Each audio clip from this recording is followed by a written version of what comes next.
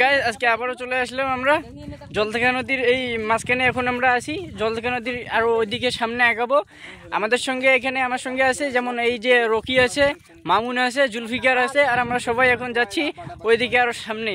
তো তোমরা ভিডিওটা পুরোটাই দেখতে থাকো, আমি সম্পূর্ণটা আপনাদেরকে দেখাবো জলঢাকা নদীর মাঝখানে এখন কি কি আছে।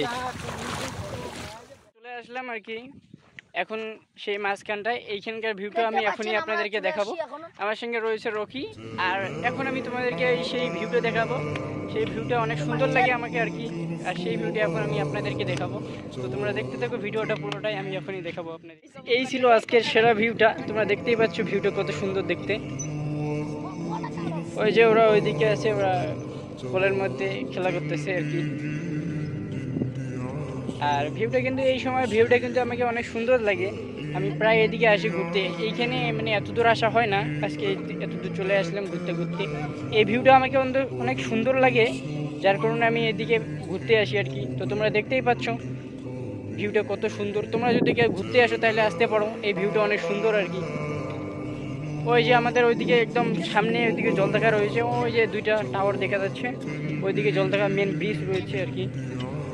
আর এইখানে মানে সময়ে সময়ে মানে চাষ হয় আর কি, বাদাম চাষ হয়, যেমন আলু চাষ হয়। তো এটাই ছিল আজকের ভিডিওটা। তো ভিডিওটা ভালো লাগলে লাইক করে দিবেন আর কমেন্ট করবেন আপনাদেরকে কেমন লাগলো ভিডিওটা।